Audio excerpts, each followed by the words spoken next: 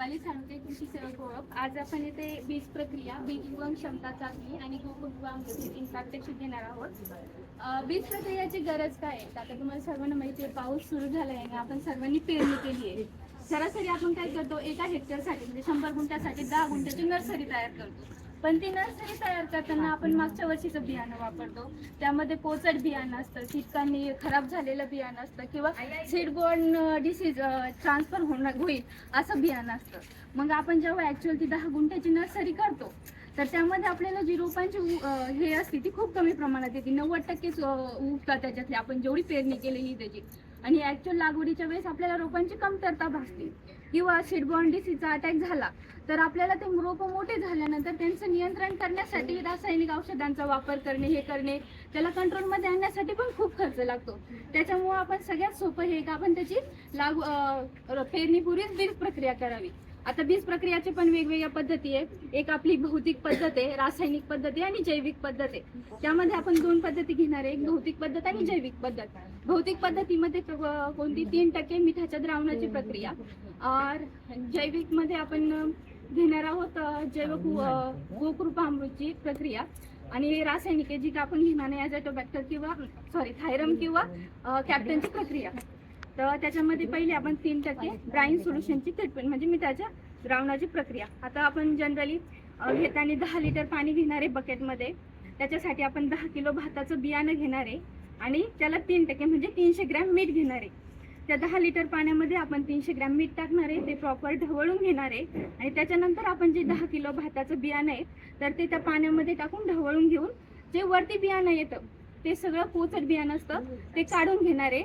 बाकीचे पाणी आपण ओतून देणार आहे. जे खाली तळाला बसलेलं आहे ते चांगलं बियाणं असतं, ते आपण सावलीमध्ये सुकवणार आहे. 24 तास. दुसऱ्या दिवशी आपण पेरणीपूर्वी 2 तास अगोदर त्याच्यावरती मग जैविक प्रक्रिया करणार आहे. त्यामध्ये पण आता आपल्याला सगळे एकाच वेळेस घ्यायचे आहे, त्यामुळे आपण सगळं कमी प्रमाणात घेतलेलं आहे. आता इथं 10 लिटर न घेता पाणी पण थोडं घेतलं आहे, बियाणं पण थोडंच घेतलेलं आहे, कारण हे वेस्ट जाणार आहे आता प्रक्रिया झाल्यानंतर.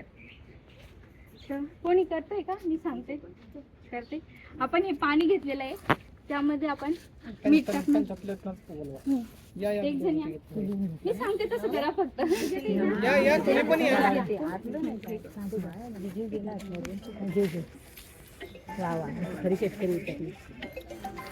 आता मीठ का टाकायचं, आपल्याला हे ब्राऊन पाणी आहे त्याची घनता वाढवायची, जेणेकरून जास्तीत जास्त बियाणं वरती येईल आणि प्रोडक्टिव्ह बियाणं खाली राहील.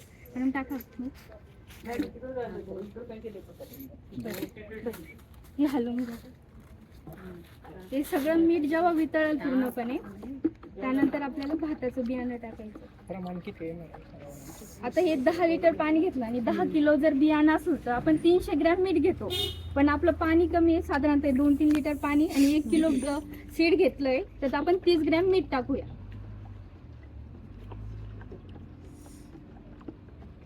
आता हे भाताचं बियाणं टाकायचं.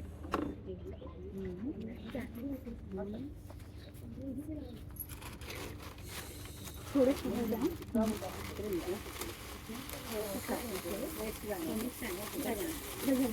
बाकीचे 2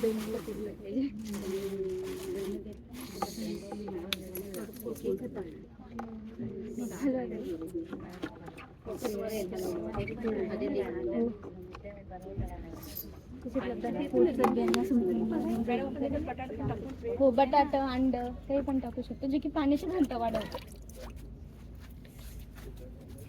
हे बघा, हे पोचट बियाणं वरती आलंय. आपण थोडं